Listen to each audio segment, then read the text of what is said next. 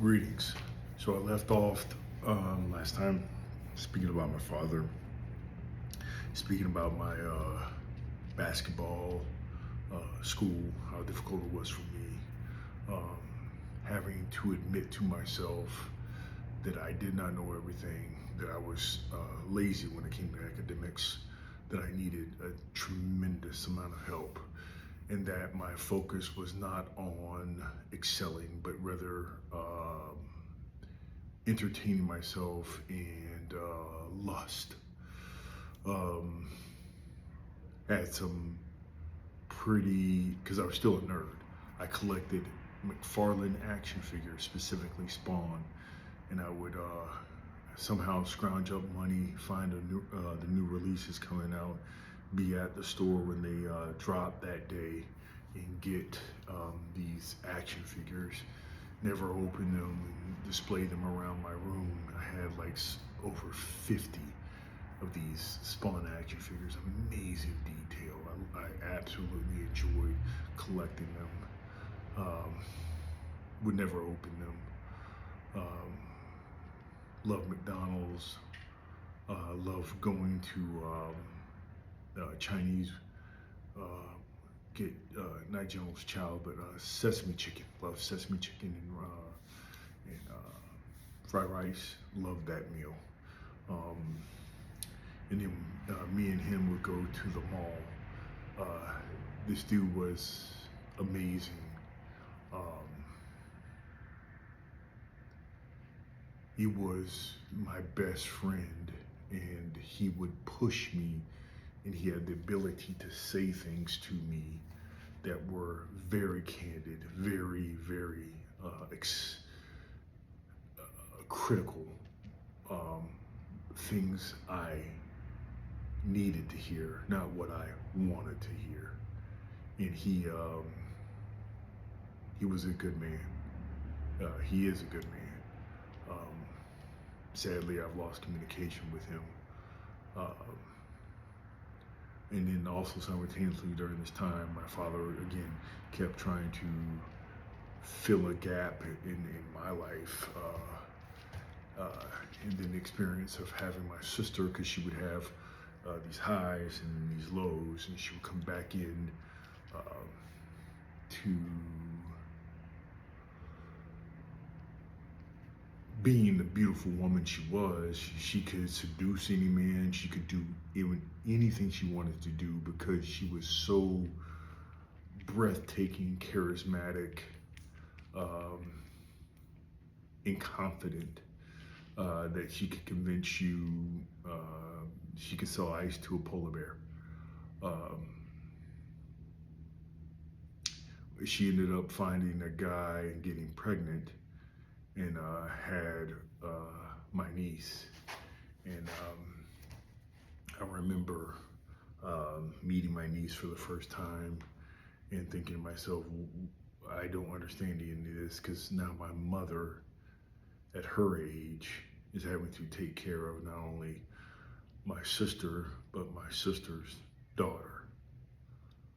Okay, while working and having to deal with someone who's it went from uh, uh, these emotional breakdowns to delusional uh, bouts as well. Uh,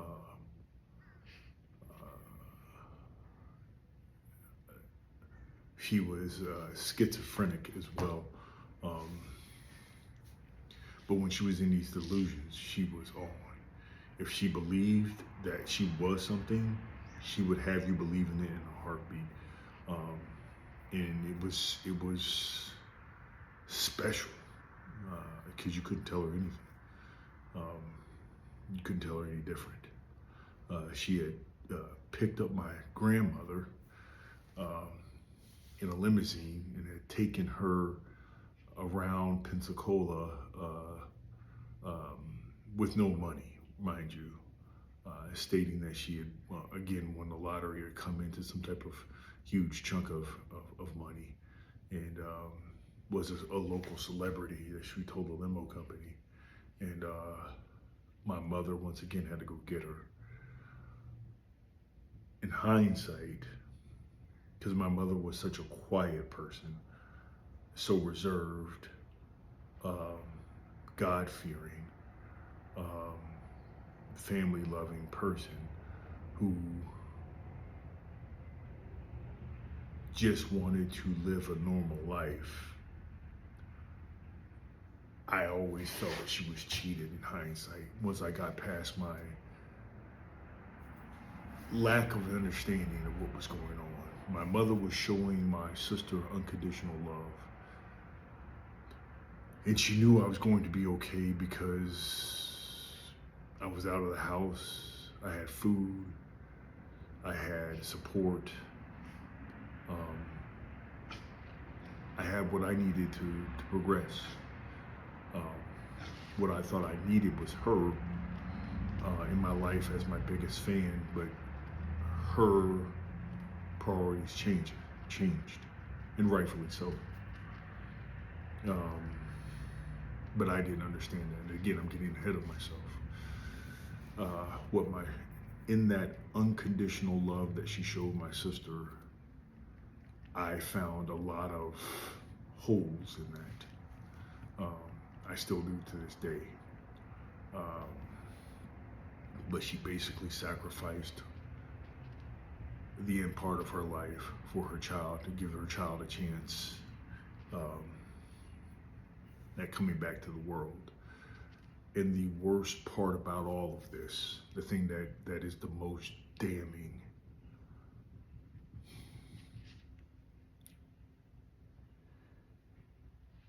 the embarrassment. Because see, once again, with the mental illness, again, visual creatures, but also there's a consequence for the sufferer of the mental illness. They're Baker acted, inoculated with all types of drugs to mellow them back out, and then released back out into the public.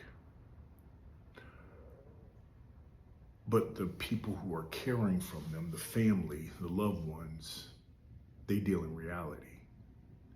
It's almost as if the sufferer has carte blanche to do whatever, and then the fallback is on the people who care for them. The fallout, excuse me, is on the people who care for them. My mother suffered the most embarrassment possible because, again, early 2000s, or no, late 90s, mid to late 90s, mental health wasn't a thing.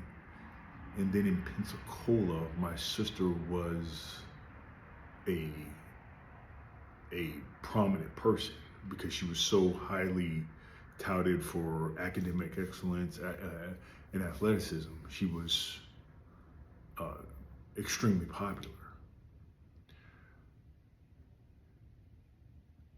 And for her, my mother, to have to go and bail her out, Baker act her, et cetera, all the time, and have to tell authorities that she is out of her mind, and explain that to them, it was terrible. It was terrible for her. It was hell on her. She never complained to me about it ever. Never let me into that world. She protected me from the dark side of her reality, trying to give me the best chance that I could to succeed.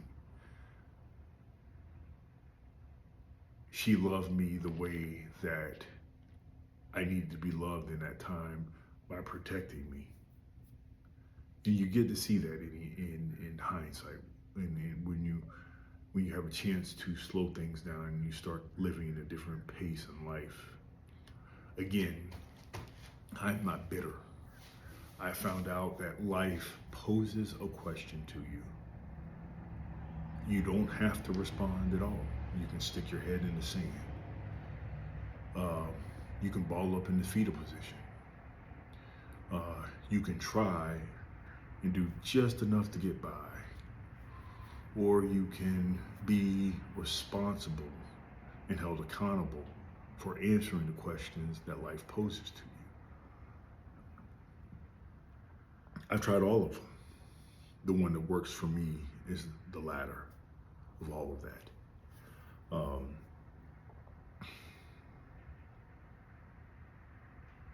so I continued to play basketball, chase girls, collect toys, hang out with my roommate, um, be inundated with confusion about what a mental illness is, um, suffer as far as academics go, uh, become more and more charismatic and more popular on the campus.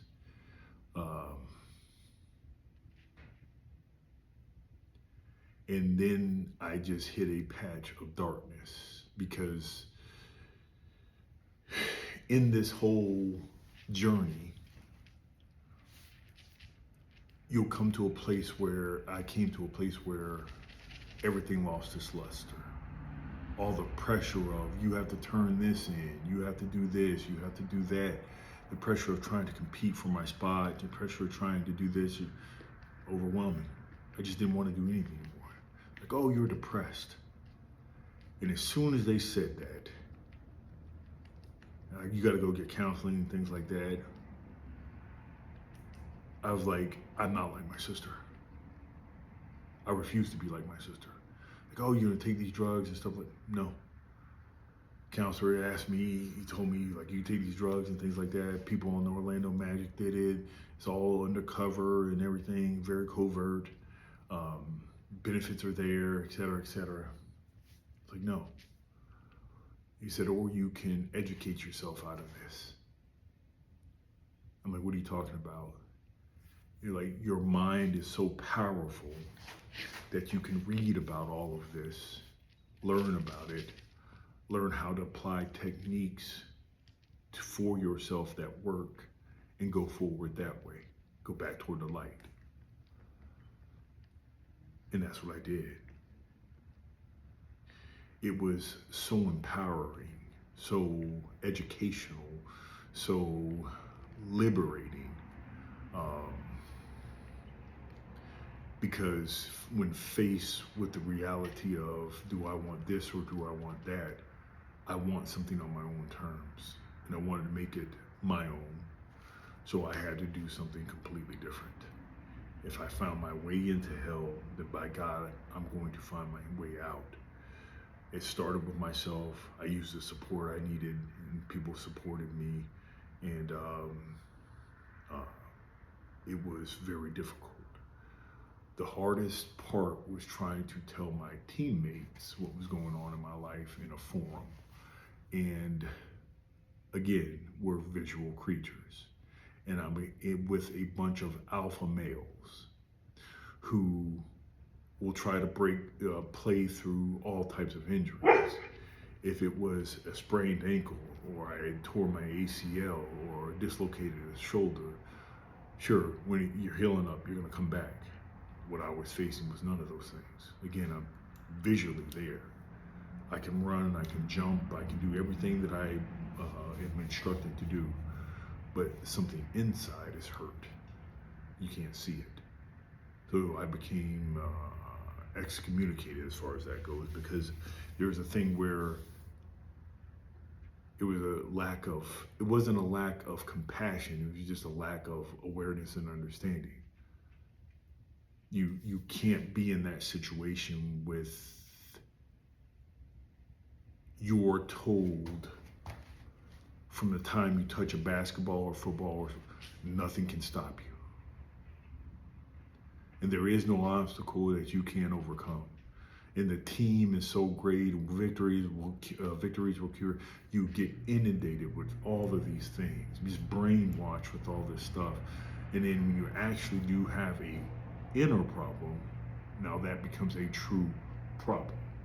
And at the time, I didn't have the mentality that I have now, so it was a true problem.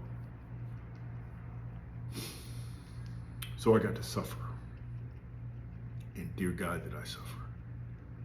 But I came through and was better for it. Got back, worked my way back onto the team, The head coach changed twice. Um, got back in his good graces. I had a steady girlfriend, long distance relationship that ended, again, irresponsible. My irresponsibility. Who in the hell would want me womanizing and things like that? Again, not a martyr. I brought those situations, self-inflicted wounds, on myself. Um, uh, it was bad. I had a lot of comeuppance. I had a lot of consequences to pay for my actions, and I did. I paid dearly. Not a lot was said though. It was just this heavy social pressure. People will look at you different or just stop looking at you at all. And it was tremendous. It all culminated with one night I pulled up to the dorm, got out of the vehicle, and someone wrote in lipstick on the door, "Milton sucks." And or Milton is a bitch, one of the two. And it was horrible. It was on my entrance to where I go, because my room was right around the corner, main entrance. Everybody could see it. It was, door was always closed, and I was like, damn, that really blows. And then I remember campus security calling me and questioning me about it, as if though I wrote my own graffiti on the door. Why would I write my own graffiti, demoralizing me on the door? But that's how it was. I had to have enemies. Sure as hell I had enemies. Broken hearts and everything else like that. Sure, yes. There's consequences to be paid. And one of my teammates' mothers was there, and was dropping him off at the door, and she read the thing, and the teammate looked at her, because she just read it. She said it out loud. And they're like, "Hey, mom, that's not cool." And he looked at the door, and like, "Oh my God!" So anybody could have done it, but it stuck with me. Because I earned that anonymously, and that sucked. That really sucked. Because at that point, the internet wasn't a big thing. No social media, nothing like that. That was the equivalent of being drugged, or ostracized or shamed on the internet today. And I was like, damn, everyone in their story thinks that they're not the bad guy. But when you start really peeling the layers back, maybe I am doing some shit that's wrong. Maybe I am the bad guy. If I'm penning this as the author, maybe some things aren't so favorable. Shit, maybe I need to get some stuff together. It wasn't then. Again, that mentality is there, but the process isn't there. The why wasn't great enough yet, because the how will take care of itself. That is something that these great authors, from Viktor Frankl, the Jordan Peterson, Daniel Pink, Carol Dweck, everyone goes through this process of why. Once you can answer that question, this how fills in the blank, and you can deal with the how, no problem. One of the greatest examples of this was it was David Goggins, and I've read his books, follow him now. If you ever get a chance, check him out.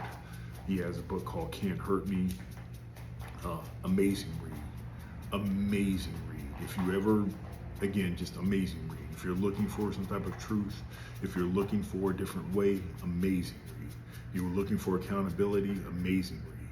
If you're looking for, oh damn, my situation is terrible, amazing read.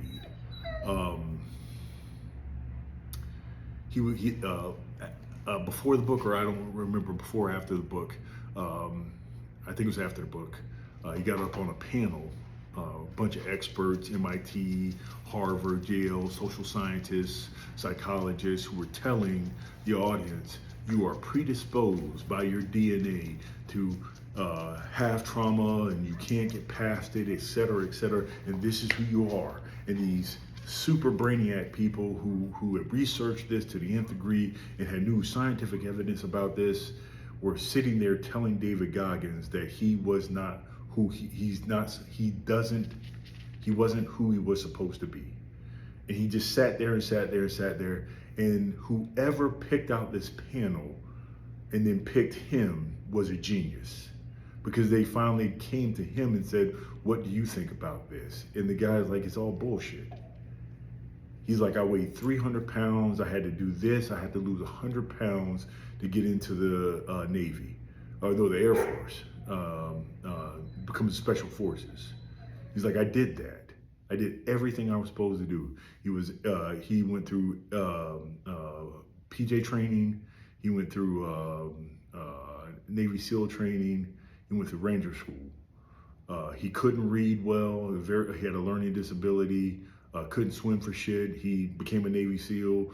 Like, all of these things he should not have been able to do, and everything that was stacked against him, which even having some of the worst childhood trauma, because he got hell beat by his dad. He got hell beat by his dad. So I was like, bro, I understand every word you were saying.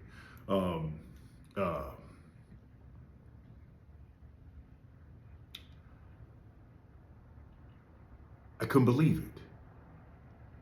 Whoever picked that panel it was an ingenious move, because they showed you, and just like Viktor Frankl talked about, textbooks tell lies. You can only last this long with this amount of food. You can only last this long with this amount of water. You can't do this, you can't do that.